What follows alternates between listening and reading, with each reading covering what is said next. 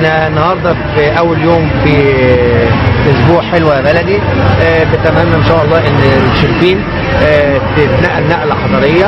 صحيح احنا شغالين في الاسبوع من زمان، يعني من شهور فاتت، نفس النظام، تقليم اشجار، دهان بلدورات، صيانه، ترميم شوارع، نظافه، اشغالات، كل الكلام ده شغالين. ولكن الاسبوع ده النهارده عاوزين نركز فيه عشان نطلع بنتيجه ان شاء الله، ويا ريت نستمر على نفس المستوى باذن الله. وانا اراهن على الشعب المصري ان شاء الله مصر هتبقى في صفوف الدول المتقدمه باذن الله. بقول لأهل الشربين ان احنا يعني لما تم المنظر ده اللي احنا فيه النهارده، واجتمعت الادارات الشباب والرياضه والتربيه والتعليم والشؤون الاجتماعيه، كل الادارات، ده منظر جميل جدا. انا بقول لهم دي اشاره الى ان احنا المفروض كلنا نبقى يد واحده. المفروض مش بس الادارات اللي تطلع، المفروض اهالي الشربين كلها تطلع تشارك وتفرح ببلدها ونعمل شيء جديد في البلد. وكل ما هنبقى يد واحده ان شاء الله، كل ما هيبقى فيه تقدم وهيبقى فيه اعمال كتيره ان شاء الله. المهم ان الناس كلها تبقى يد واحده. والله انا بشكر كل الناس اللي وقفوا جنبنا، كل متواجدين معانا، وبشكر الساده النواب، السيد النائب ايهاب سلات. الحقيقه كان له دور والناس واقفه معانا. و يعني انا بقول ان ما يكون في التحام بين الجهاز الشعبي والجهاز التنفيذي، ده شيء عظيم جدا. وبقول للناس اللي ما طلعوش معانا انا بشكرهم برضه، لكن انا بقول لهم حبوا بلدكم. بقول لحضرتك احنا بالنسبه للشباب والرياضه، كل المراكز الشباب اللي جايه ديت جايه من قرى شربين. احنا جينا هنا عشان نتفاعل مع التربيه والتعليم ومع مجلس المدينه علشان نطلع ان شاء الله شربين في احسن صوره. ليه؟ بندرس روح الولاء والانتماء بالنسبه لاهالي القريه وربطهم بمدينه ومركز شربين. بناء على المشاركه المجتمعيه ما بين مؤسسات البلد، التربيه والتعليم ومجلس المدينه والشباب والرياضه والصحه، بتفعيل المشروع القومي للنظافه والتجميل بناء على تعليمات السيد محافظ رئيس الجمهوريه ورئيس مجلس المدينه. اشتركنا مع المجلس في نظافه المدينه تحت رعايه بند حلوه يا بلدي. دي تفعيل برضه المشاركه الوجدانيه وحب الوطن وبث الانتماء داخل الطلبه.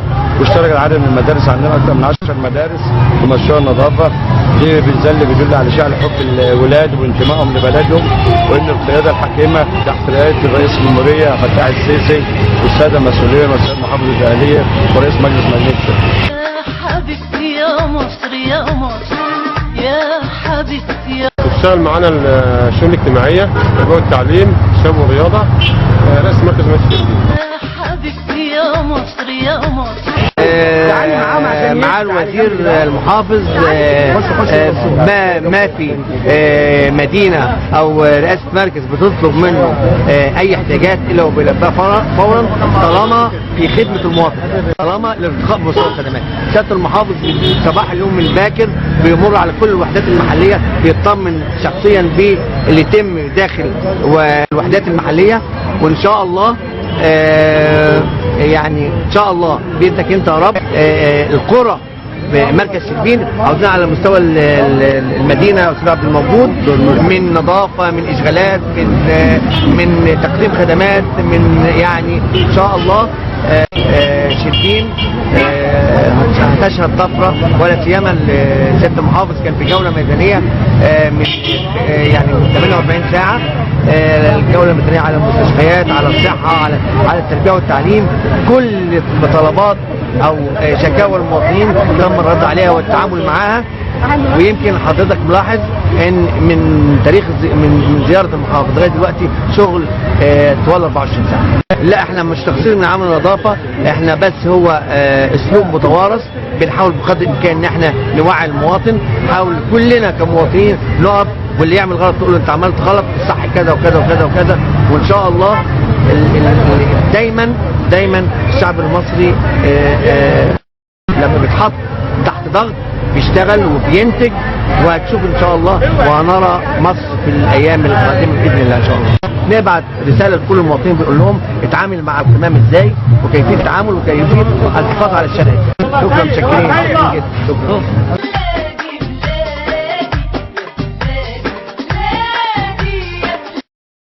الحمد لله. معالي النائب ايهاب السلاب عودنا دايما اللي بيقول عليه بينفذه، يعني بيعمله.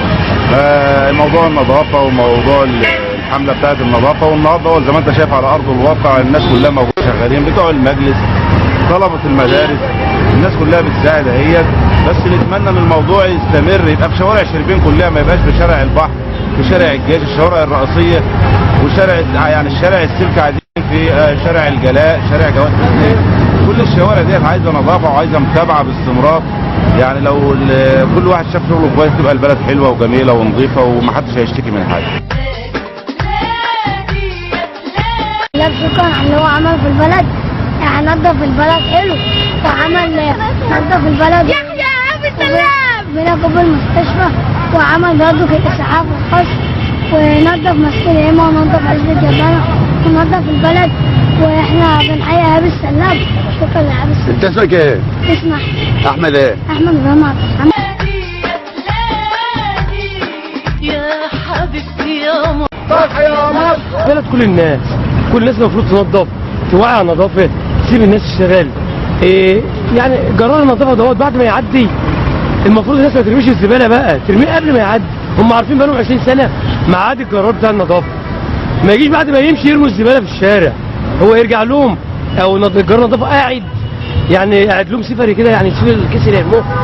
فلازم كل الناس تتعاون مع جهاز النظافه عشان بلدنا تظهر في احسن صوره دايما.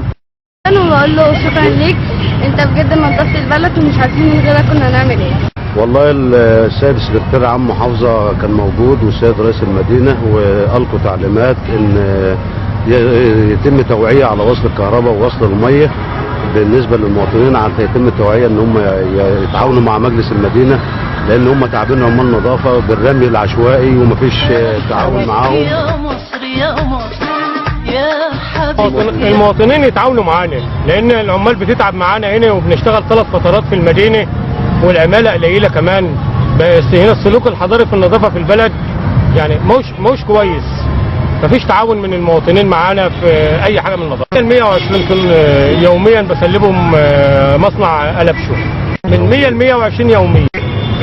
اشتغل العمال، الزبالة كتير ومفيش توعية من المواطن بيرمي من الزبالة من الشباك في نص الشارع، عنده مكان مقدس، عنده يعني في كتلة تلم الزبالة في المكان، بعدها بالشال يقوم رامي الكيس في أي مكان وفي أي عطل إطوار وفي الشوارع العمومية وكمان عندك هم النتاشة اللي بينزلوا الفجر من الشوارع دول يفضوا لك الأكياس في الشوارع، والدكاتره بتاعت الجراحه والحاجات دي والعمليات، واحنا بنعمل لهم محاضر على طول، وبيرموا قوم راكمين في قلب الشارع، قوم سايبينها، قوم رامي الكيس في الشارع. نزل العمل اللي عند النظافه، حتى يعني عندي كمان يعني العامل بيتعب، عندي ابره تخش في رجليه، ابره تخش في ايديه، مفيش. والازاز بيكسر، اللي بعد كسر ازازه بيرميها في الشارع. سلوك هو المواطن ما عليه اللي هو يجي يشتكي عندك، بس يقول لك انا عندي زباله عندي البيت على شيء، عندي كيس او عندي كيس قدام مني قدام المحل، فبضطر انا على الفور على طول بنزل اجيب عمالي وبنزل.